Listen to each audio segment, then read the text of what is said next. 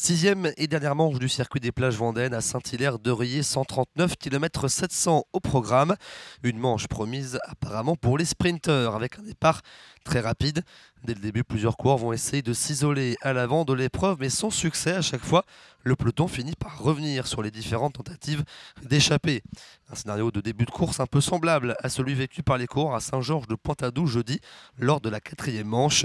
Plusieurs formations roulent en tête de peloton comme le Vendée, les Segway ou encore le Team LMP, la Roche Vendée Cyclisme. Fabio Dorego pour Paris Cycliste Olympique va lui aussi tenter sa chance à l'avant, mais là aussi son succès il sera également repris par le peloton.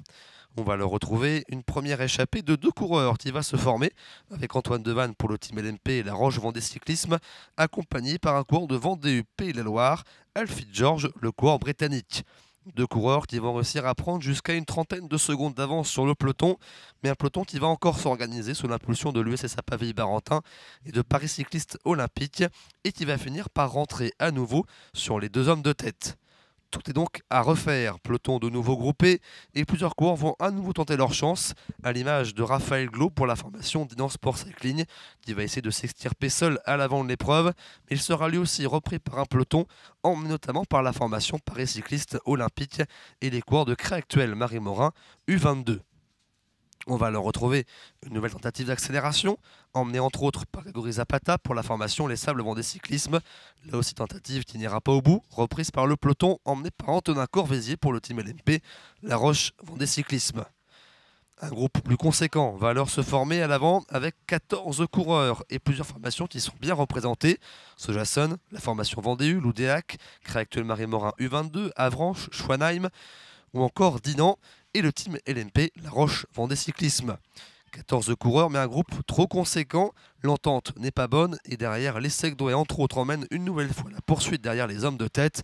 Et le peloton va encore une fois rentrer sur les 14 coureurs installés à l'avant de l'épreuve. Et un peu plus de 30 km de l'arrivée, 39 pour être précis, eh bien plusieurs coureurs vont encore tenter le coup de force, comme les coureurs de Sojason Espoir, qui espèrent un relais de l'équipe Vendée, mais qui n'a pas envie tout simplement de partir en échappée, puisqu'il prépare sans doute le sprint pour Lucas Boniface. On va alors avoir une nouvelle accélération et deux coureurs vont alors s'isoler à l'avant. Antoine Devanne pour le Team LMP, la Roche Vendée Cyclisme et Théo Cottard pour l'équipe Créactuel Marie Morin U22. Deux coureurs qui vont rapidement prendre du champ sur le peloton et compter jusqu'à 35 secondes d'avance. Derrière, la formation Vendée tente à nouveau le coup de force pour essayer de rentrer sur les deux hommes de tête. Il prépare le sprint pour Lucas Boniface, mais l'écart ne descend pas. Antoine Devanne, vainqueur mardi à Sévremont, et Théo Cottard s'entendent très bien. La collaboration est parfaite. Ils maintiennent leur avance. À 4 km, le train de l'équipe Vendée se met en marche, mais il n'arrivera pas à revenir sur le duo de tête. Il va alors se disputer la victoire avec un sprint qui va être lancé d'abord par Théo Cottard, le coureur de l'équipe Créactuel Marie Morin U22, avec Antoine Devanne en deuxième position. Mais le coureur du Team LMP, la Roche Vendée Cyclisme, va s'avérer être le plus véloce et le plus rapide. Il décroche un deuxième succès sur cette semaine. Le sprint du peloton, lui, est réglé par Lucas Boniface qui vient chercher la troisième place.